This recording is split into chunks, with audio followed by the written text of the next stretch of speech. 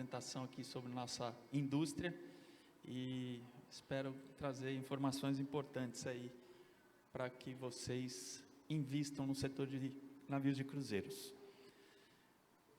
Bom, primeiro, quem é a CLIA? A CLIA é uma entidade internacional, a sede é lá nos Estados Unidos, em Washington, e a gente tem 15 escritórios espalhados pelo mundo. A Oceania, vários na Europa, a gente tem Canadá, tem Alasca e temos aqui na América do Sul o Brasil. E a partir de 1º de janeiro, o Brasil fica responsável pela Argentina e Uruguai também, finalmente, né, filha? A gente vai começar a trabalhar lá. Verdade.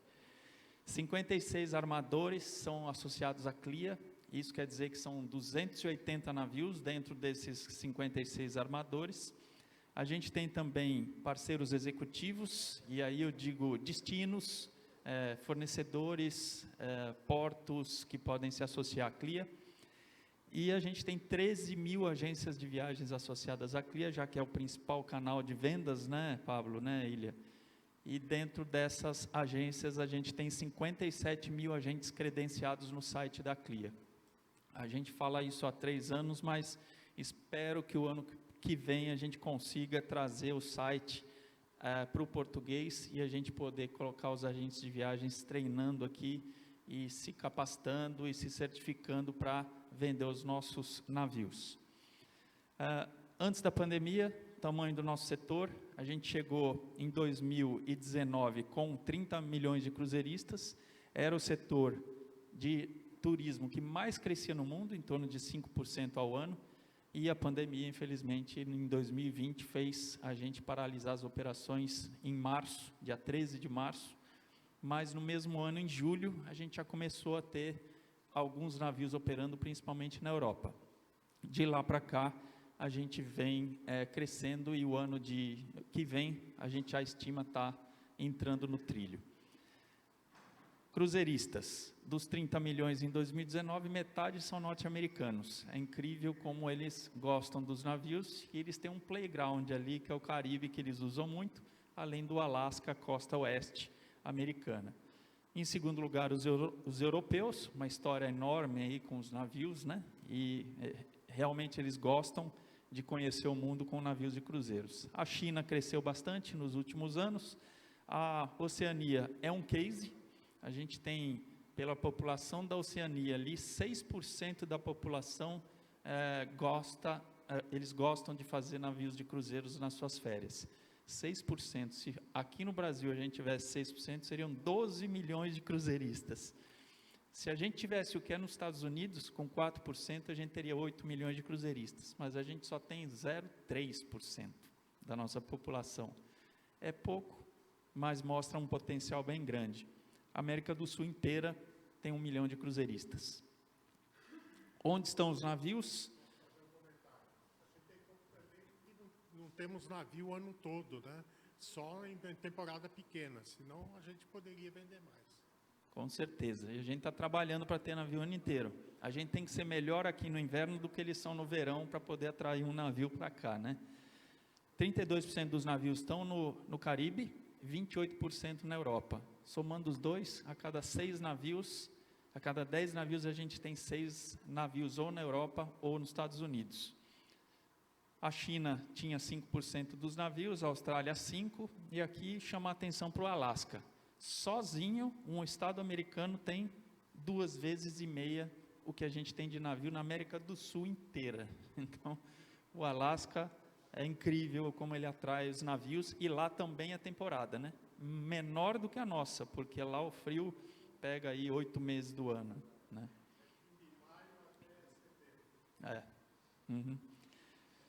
O impacto, 154 bi, mais de 1 milhão e 100 mil empregos. Lá fora, esse estudo que eles fazem, $385 é o impacto de uma cidade que faz embarque de passageiros e $100 uma cidade que a gente faz escala. Então, pessoal de Vitória aí, $100 a média que eles fazem lá por uma escala.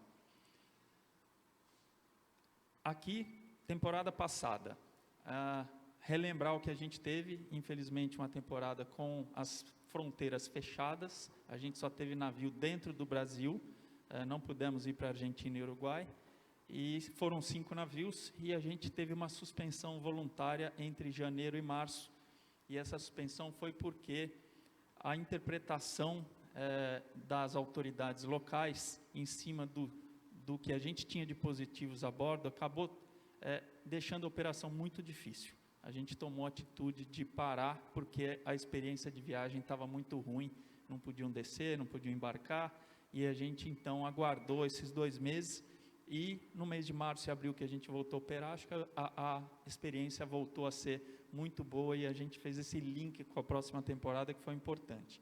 Mas a gente teve 190 mil leitos, e a gente errou no impacto e nos empregos. A gente errou para menos, muito menos. E a GV acabou de publicar o seu estudo, que fechou agora a semana passada. A gente teve 141 mil passageiros. Aqui vale lembrar como é que foi o crescimento dos navios de cruzeiros até 2010-11, depois com a chegada da China, da Austrália, de Cuba, da África do Sul, Emirados Árabes, a Arábia Saudita, a gente foi perdendo os navios. Não investimos em infraestrutura, não investimos em novos terminais, os custos aqui são altos, os impostos são altos, burocracia grande, e eles fizeram bem o trabalho, acabaram atraindo esses navios. A gente teve os 0, nenhum navio 20-21, e 21-22, os 5 navios. Em passageiros, porque agora a gente tem que mostrar passageiro, porque os navios cresceram muito. Aqueles 20 navios que a gente teve em 10-11, 12 navios já a gente bate aquele recorde, até menos, dependendo dos navios. Então a gente teve 800 mil cruzeiristas, baixamos para 350, a gente já estava crescendo e a pandemia nos pegou. A gente teria batido recordes tanto em 2021 quanto 21-22. Agora a gente volta crescendo, eu vou mostrar já já. Falei que a gente errou em 500 milhões de reais. O impacto que a gente esperava 1 bi e 100 foi 1 bi e 500, 400 milhões de reais a menos. Então, a gente, como teve menos passageiros, o impacto dos passageiros 330 milhões e das armadoras 1 bi e 100. Empregos, que a gente já estimava 14 mil empregos, tivemos 22 mil empregos para 5 navios, ou seja, 4.500 empregos para cada navio que a gente atrai para o Brasil, que é importante. Lógico que tem os tripulantes, mas a grande maioria em terra. Esse é um estudo novo, Ilha. A FGV fez que nem lá fora. Cidade escala em cima, cidade de embarque embaixo. Cidade de embarque ganha mais porque o passageiro chega antes, paga transporte antes e depois da viagem, ele pode se hospedar, visitar o destino e tal. Então a gente chega em R$770 por passageiro. Santos, a gente está esperando 450 mil cruzeiristas nessa temporada. Se a gente colocar só o que eles gastam na cidade, vamos arredondar 500 vezes 7, dá 350 milhões de reais só o gasto passageiro, fora todos os gastos das empresas. Ticket médio 4.523, para uma média de 5 dias de roteiro. Teve gente que pagou mais caro para vir para cá, para Recife, só no bilhete, Pablo? Então, é um custo-benefício importante. E o índice de alavancagem, esse no meio, R$1 que é investido pela companhia, gera R$3,23 para o país. Aqui está o estudo, mas está no nosso site, que é o abremar.com.br, se alguém quiser baixar. Próxima temporada, 9 navios, primeiro navio de cabotagem chega a 29 de outubro e ficam aqui até 20 de abril, praticamente 6 meses, e a gente está vendo, Ilha, que a temporada está esticando. Eu acho que a próxima a gente pode ultrapassar os 6 meses, quem sabe chegar a 7, 8 meses aí, 17 destinos, 184 roteiros, e a gente está chegando em 780 mil leitos. É a melhor temporada dos últimos 10 anos. Esse é o total de leitos, contando triplo e quádruplo. Geralmente, a média, se a gente tiver o sucesso, são 94% disso é vendido. A gente deve chegar nos 700 mil passageiros aí, chegando mais próximo dos 800 mil que a gente teve. O impacto de 3,6 bi, 48 mil empregos. Agora, rapidamente, os navios que a gente vai ver na nossa costa. São 3 da Costa, o Costa Fortuna, 3.400 leitos, esse navio já veio para cá. O Favolosa é um navio que costuma vir para cá nas temporadas com 3.800. O Civil, que já veio uma vez com 5.300. O Firenze estreia no Brasil, primeira vez que vem. É um navio que estava na China, foi construído para estrear na China e vai estar sendo batizado aqui no Brasil, 5.200 leitos. O Seashore, um navio também que vai estrear no Brasil, é o maior navio da história na América do Sul, com 5.632 leitos. Esse navio vai passar ali na frente do Espírito Santo toda semana. Quem sabe seja o navio de uma escala teste ali, essa temporada. E ele vem de Miami. A gente nunca tem navio vindo dos Estados Unidos para cá. Quem gosta de uma travessia vindo de Miami pode escolher esse navio também. Os outros todos vêm da Europa. Fantasia. Verdade, pode trazer um baú que não tem problema. Fantasia, esse navio fica dedicado aos fretamentos. Tem 16 fretamentos. Roberto Carlos, Wesley Safadão, o Gustavo Lima acho que é no Firenze, mas a Xuxa, Alexandre Pires, são vários fretamentos. O Harmonia, que vai estar em Itajaí, junto com o Favolosa, né, o quarto porto de embarque, depois Maceió, o quinto, além do Rio, Salvador e Santos. E o Música, só de argentinos e uruguaios vindo para cá. Eles toda semana traz os estrangeiros. E o Preciosa, que foi o último navio que entrou, agora com também mini cruzeiro saindo de Santos. Navios de longo curso, os navios aqui de quem representa esses navios, 35 navios voltam para cá, que a gente não via, e lá em Vitória, 2 navios desses vão passar por lá. São navios basicamente de estrangeiros, vão visitar 45 destinos nos 15 estados, e a gente espera aí um impacto de 400 milhões de reais para a nossa economia. Eu tenho que falar um pouquinho de meio ambiente. O meio ambiente é uma prioridade, junto com a saúde e segurança dos hóspedes, junto com o compliance. Os navios estão cada vez melhores, cada dia que passa a gente vê novas tecnologias. A gente está já com navios a gás natural liquefeito, e esse é um combustível transitório, porque a gente assinou na Europa que a gente vai reduzir em 40% o carbono até 2030 e 100% até 2050. 100%. Isso quer dizer que vai ser um outro combustível que não é o gás natural liquefeito. Esse combustível deve ser hidrogênio, célula de combustível, as baterias de lítio-íon, ou amônia ou metanol. Esses que estão sendo discutidos para a gente ter esses navios navegando muito em breve, e o Brasil precisa se preparar, não só para o gás natural liquefeito, como para os navios que vão vir com novos combustíveis. Sistemas de tratamento de água e esgoto, a gente tem sistemas que é muito difícil encontrar aqui no Brasil. A água que a gente pode descartar pela legislação é mais limpa que muitas das águas que a gente navega. É incrível, a gente faz inspeções com as secretarias de meio ambiente e saúde das cidades para eles verem isso. A limpeza dos gases de escape, né, agora tem os catalisadores e tem um combustível com menos enxofre, que a gente já está abastecendo os navios, aí reduzindo óxido de enxofre, óxido de nitrogênio e também os novos combustíveis para o carbono. E a gente precisa se preparar para a eletricidade nos portos. Nenhum porto na América do Sul, no momento, tem como ligar os navios. E no Báltico. Sim. Então, a gente precisa disso. A gente está conversando com o Ministério da Infraestrutura, os navios que vêm para cá já estão preparados para ligar. Agora, rapidamente, falar um pouquinho do trabalho da CLIA, regulação do setor, acho que é o setor que é mais regulado, Anvisa, ANTAC, Marinha, Ministério da Infraestrutura, Ministério do Turismo, Polícia, Receita, Vigiagro, todos eles entram nos navios quando ele chega num porto e quando sai. A gente não entra num porto se não tiver com toda a regulamentação aí em ordem, e a gente trabalha para que o Brasil se ajuste à legislação internacional. Redução de custos, eu estou falando antes de mudar, espera um pouquinho só.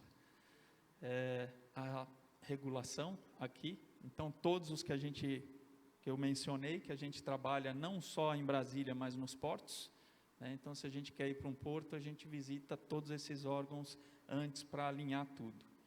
A infraestrutura, que eu acho que a gente já conversou um pouquinho aqui, tem Ilha e Pablo, tem uns candidatos a receberem navios de cruzeiros aqui, que são de Vitória, secretário de Turismo do Espírito Santo, e a gente está namorando Vitória e Espírito Santo há muito tempo, e a gente quer tanto Vitória quanto Guarapari. E imagina que de Búzios até Ilhéus não tem nenhum porto onde a gente possa parar com os navios grandes. Essa temporada tem 2 navios parando lá, um da NCL e um da Vantage, que é um navio de 150 passageiros. Mas os grandes não entram porque tem uma ponte de 72 metros, mas a regulação é até 51,5. E a gente precisa disso tudo. Precisa talvez de uma dragagem, precisa de uma batimetria, de um estudo, de uma simulação. E é isso que a gente fez para Balneário Camboriú, estamos fazendo para Penha, vamos fazer para Pissarras, vamos fazer para Morro de São Paulo, Itaparica, que são os novos destinos.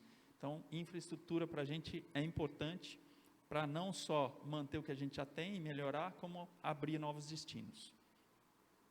Redução de custos, a gente custa 40% a mais do que a média mundial.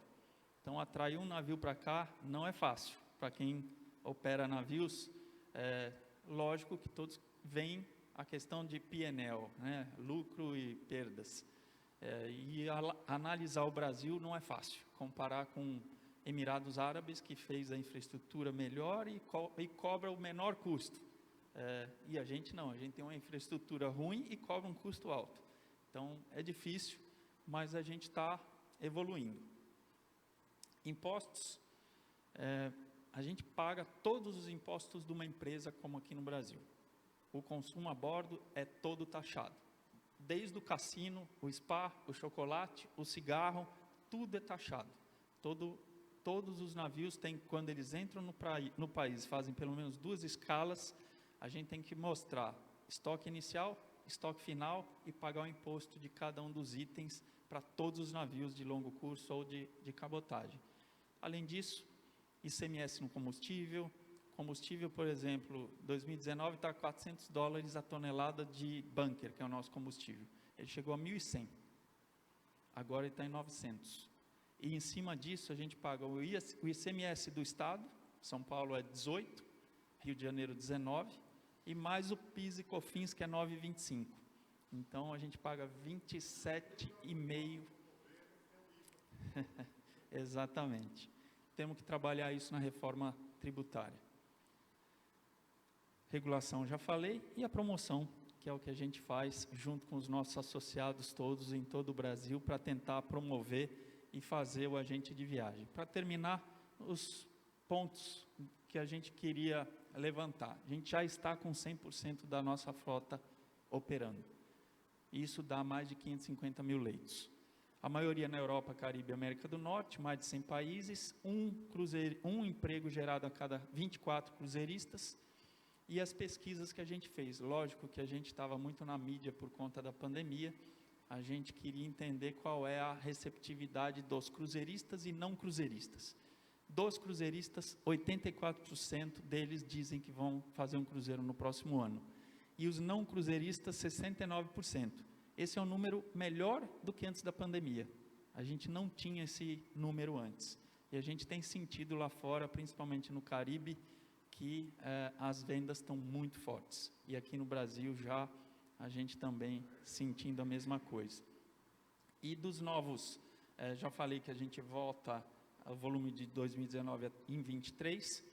Com os novos navios, os agentes de viagens vão ter que vender 4.700.000 passageiros a mais nos próximos anos, quer dizer, em 2025, porque a gente tem muito navio entrando em operação. Era isso. Pablo, acho que eu ganhei um tempinho para você aí. Obrigado.